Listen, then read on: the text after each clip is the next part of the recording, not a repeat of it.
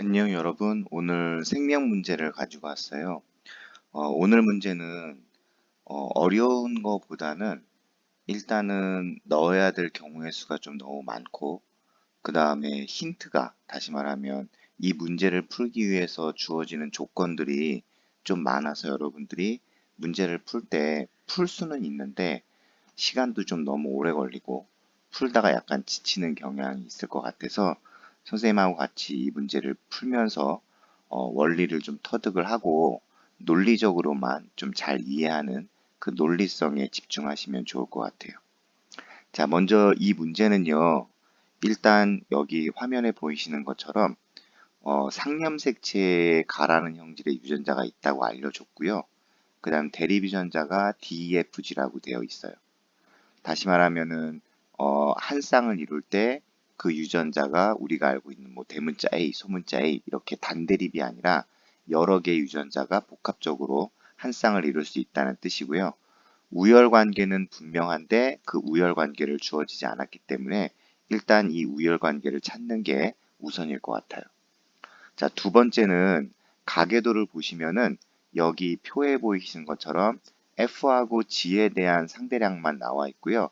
나머지 D나 E에 대한 DNA량은 없어요. 일단은 여기 있는 상대량을 그대로 한번 써볼게요. 자, 구성원 2는 F에 대한 DNA 상대량이 1이니까 2에다가 F 이렇게 하나만 쓰시고요. 그리고 G는 구성되어 있지 않다라는 걸 꼭 표시를 해주셔야 돼요. 그러니까 2번은 FF이거나 아니면은 FD거나 아니면은 FE일 수 있다라는 걸 확인하셔야지 FG는 절대 될 수 없습니다.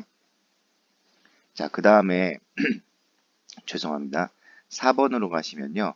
4번에는 DNA G의 상대량이 1이라고 했으니까 G 하나만 쓰시고요. 그리고 F가 0이라고 했으니까 F를 쓸 수 없다는 걸 표시해 주셔야 돼요. 그리고 5번에 가시면은 F하고 G 한 쌍으로 되어져 있고요. 그리고 6번은 G 하나로만 되어져 있는데 역시 F는 주어질 수 없다라는 걸 확인하시면 됩니다. 이게 이제 두 번째 힌트에 대한 얘기였고요.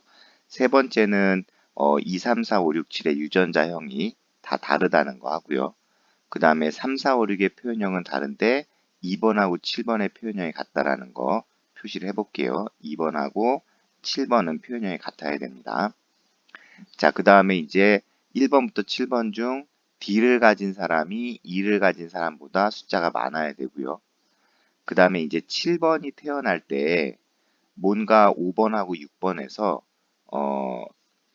그 생식세포를 만들 때 DEFG에 대한 어떤 유전자 하나가 다른 걸로 바뀌었나 봐요. 그런데 그게 D가 바뀌었는지 E가 바뀌었는지 F가 바뀌었는지 G가 바뀌었는지 알 수가 없는 상황입니다. 어쨌든 7번은 그렇게 태어났고요. 그 다음에 이제 마지막 힌트는 이 5와 6이 또다시 이제 자식을 낳을 때 그 자식이 6번하고 표현형이 같을 확률이 4분의 1인 거. 그래서 일단 이 마지막 힌트가 이 우열 관계를 결정짓는 가장 좋은 힌트예요. 그럼 한번 시작해 볼게요. 자, 먼저 2, 4, 5, 6은 유전자를 하나라도 썼는데 1번하고 3번, 7번을 안 썼잖아요. 그럼 쓸 수 있는 걸 먼저 써보도록 할게요. 자, 먼저 1번을 쓸 수 있는데요. 1번은요. 5번이 지금 F하고 G잖아요. 그러면 F는 어디서 왔고 G는 어디서 왔고 물어보면은 절대 여기 5번에 해당하는 이 G는요. 2번에서부터 올 수는 없어요. 왜냐하면은 2번에는 G가 없다고 했으니까. 그럼 당연히 이 5번의 F는 2번에서부터 왔겠죠.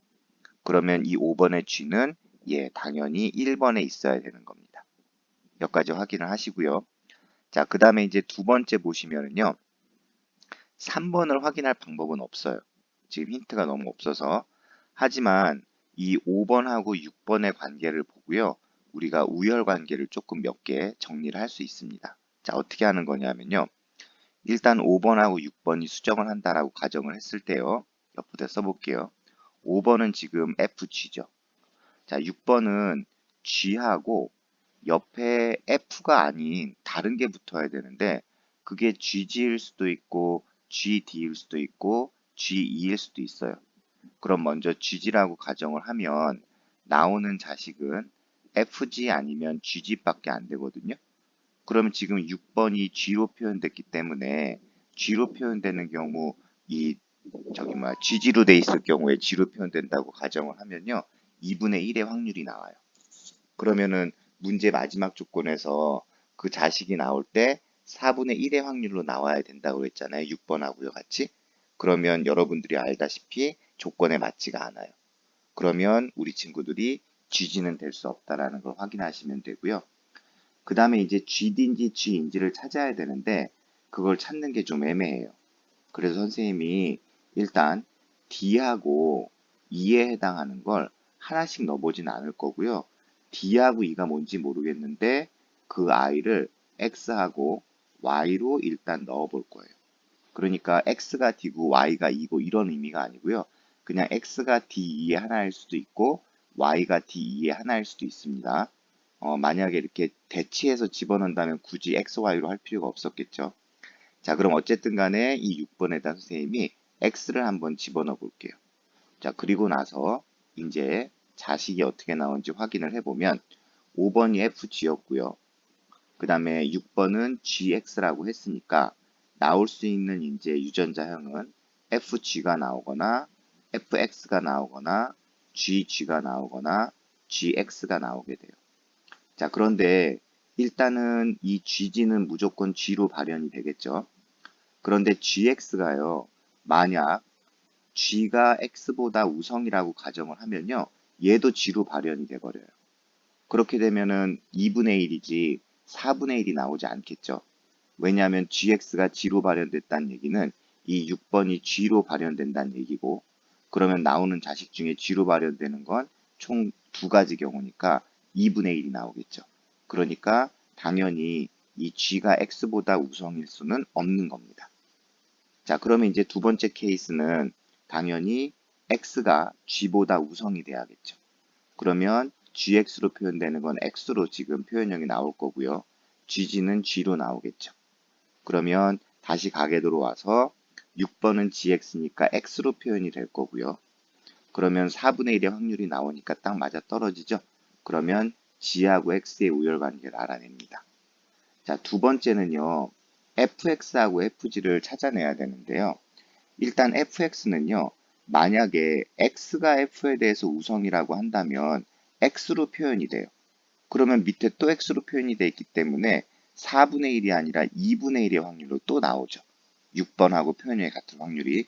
그렇기 때문에 여기에서 여러분들이 알 수 있는 사실은 그렇죠. x가 우성이 아니라 f가 우성이기 때문에 fx에서는 f로 표현이 돼야 돼요. 그러면은 f가 x보다 우성이고 x는 g보다 우성이라고 했으니까 요런 우열 관계가 나옵니다. 그럼 우열 관계를 써보면은 일단 f가 가장 우성이 되고요. 그 다음에 x, 그 다음에 g 이런 순서로 여러분들이 쓸 수 있어요.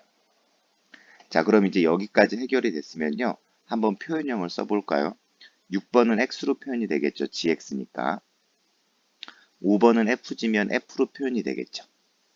그러면 아까 문제에서 3, 4, 5, 6의 표현형이 모두 다르다고 했으니까 x하고 f로 표현이 됐다면 3번하고 4번은 g로 표현되든지 아니면 y로 표현이 돼야 돼요.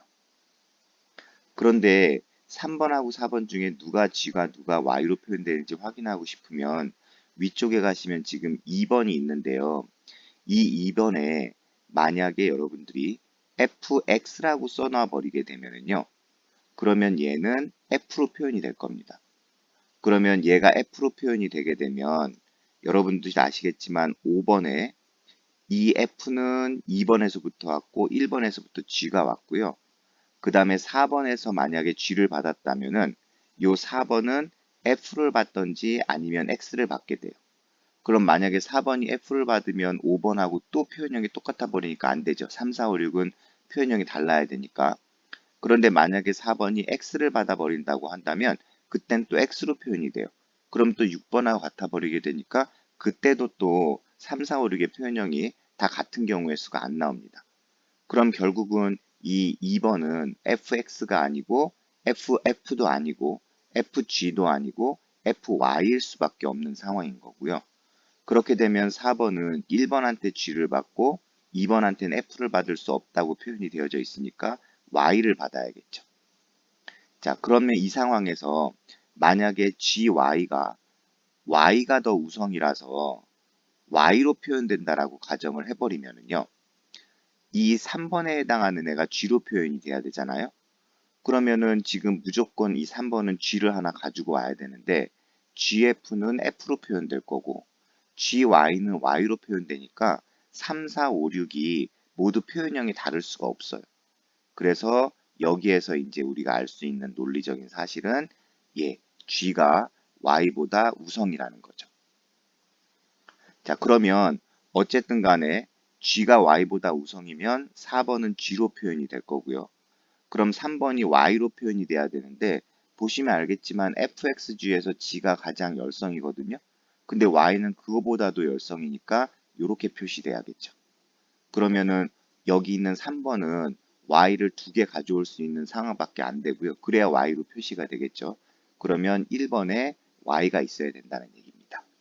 자, 이렇게 하면 일단 여러분들이 1, 2, 3, 4, 5, 6에 해당하는 어떤 유전자형을 좀 쓸 수가 있고요. 그리고 나서 이제 알 수 있는 거는 여기 1번부터 7번 중에서 D를 가진 사람의 수가 E를 가진 사람의 수보다 많다고 했으니까 지금 보시면은 Y의 숫자가 X보다 더 많죠. 그러면 Y가 D가 되고 X가 E가 됩니다. 그럼 이제 여러분들이 1번은 GD, 그 다음에 2번은 FD, 그 다음에 3번은 DD, 4번은 GD, 5번은 FG, 6번은 G2로 이렇게 이제 유전자형을 쓸 수 있고요. 그리고 나서 이제 할 수 있는 건 7번이에요. 근데 7번이 태어날 때는요, 2번하고 표현형이 똑같아야 되잖아요. 근데 2번의 표현형이 지금 F로 표현된단 말이에요. 그런데 F가 가장 우성이기 때문에 7번이 표현될 때도 F로 표현되려면 5번에서 무조건 F가 와야 돼요. 그럼 5번에서 F를 가져오면은 6번에서는요, 여기 G를 갖고 오든 E를 갖고 오게 되거든요. 그러면 만약에 FG라고 판단하게 됐을 때 2번하고 똑같이 F로 표현이 되는데 어쨌든 7번이 나올 때는 기억이라는 대립 유전자가 니은으로 바뀌어야 되는데 F는 절대 바뀌면 안 돼요. 가장 우성이기 때문에 F로 표현돼야 되니까. 그러니까 여기 있는 G나 E가 다른 걸로 바뀌었다는 표현이죠. 여기서는 이제 기억이나 니은의 대립 유전자가 뭔지는 안 알려줬지만 어쨌든 기억의 대립 유전자가 절대 F가 될 수 없다라는 거는 확인할 수 있습니다. 자, 그러면 이제 이렇게 여러분들이 유전자 구성을 써놓고 문제를 보시면 기억은 당연히 F가 절대 되면 안 되고요. 1하고 6번은 1번은 GD니까요.